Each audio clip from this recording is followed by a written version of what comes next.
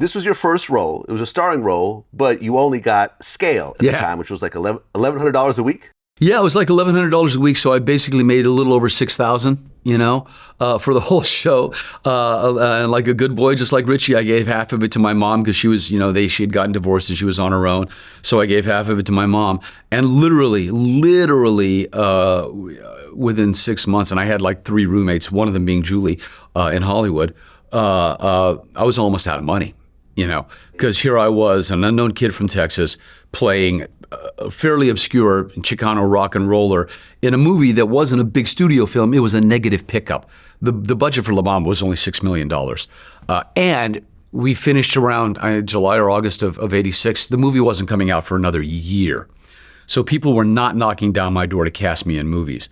I was almost out of money when I landed a guest spot on Miami Vice, in January of 87. And that paid me almost as much as the whole La Bamba movie, So that kind of, kept me going for a while. And in that particular episode called Red Tape, Viggo Mortensen plays my partner, and Annette Bening is the girlfriend of the bad guy, all in one episode.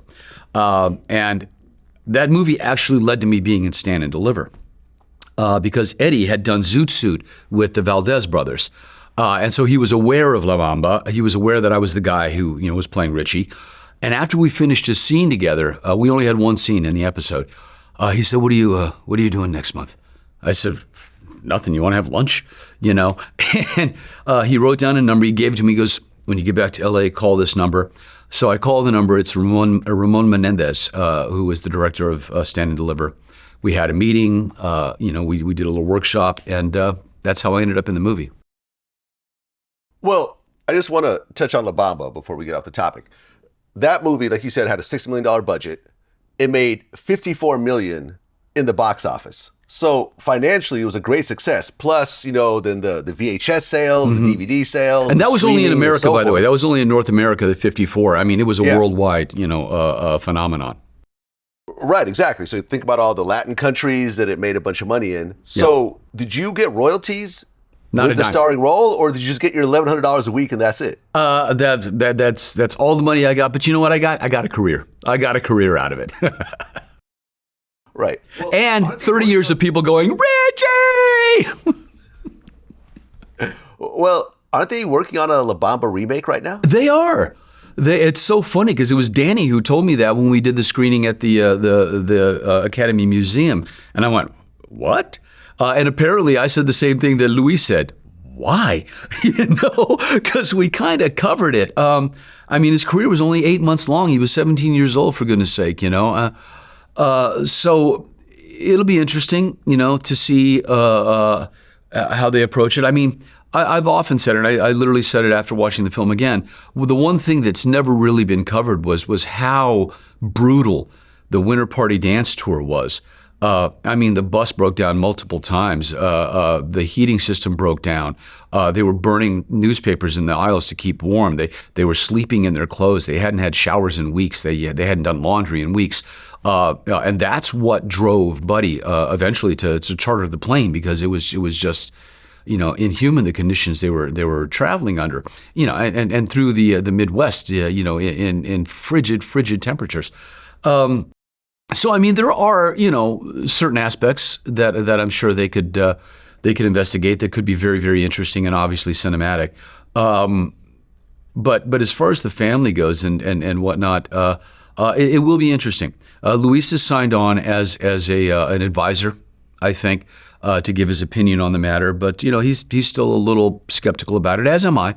But I support it, and especially, to be quite honest, if it puts some money in the family's pockets, I'm very happy for them. Well, you're not a big fan of remakes, and you talked about how you were good friends with Brandon Lee. Yes, Bruce Lee's son, and The Crow was a great movie. He ended up dying on the set because of a gun that went off. You fast forward to like Rust, and you kind of see that again. But when they redid The Crow, you didn't like it, and you kind of basically said how you don't like how Hollywood is remaking a lot of these old movies and not actually doing them justice. Well, it's interesting. I did not see the most recent Crow. Obviously, it did not do well. It's interesting because it's not just it's not just the material, man. It's the heart and soul of something. You know, I've never seen the first Crow. I haven't been able to bring myself to see it. I have a screenplay that I co-wrote with Brandon's best friend, Bill Allen, and we've been trying to get that made for a number of years. If we ever get the money for it, I'll go back and I'll watch. I'll watch The Crow just because I need to. But it's interesting. You can't go to the well with just an idea without trying to find the heart and the soul of it. Like Luis says about a La Bamba remake. It's like, why? Okay, so if you're going to do that, show me something new. Show me something that is revelatory, or that does not necessarily invalidate the first one, but builds on it. And in that respect, I can see why something should maybe not be remade, but revisited in a certain way. It is an affliction in Hollywood right now, the lack of original thinking. So we have.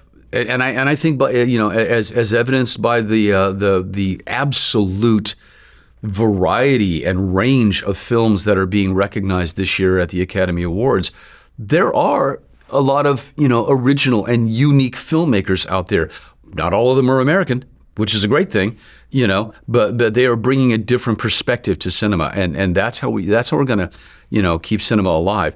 Yes, there are the tentpoles. Yes, there are the big budget action movies. Those are great. Those are a Hollywood thing. But if we're going to keep cinema, as Martin Scorsese would call it, alive, we need storytellers. We need visionaries.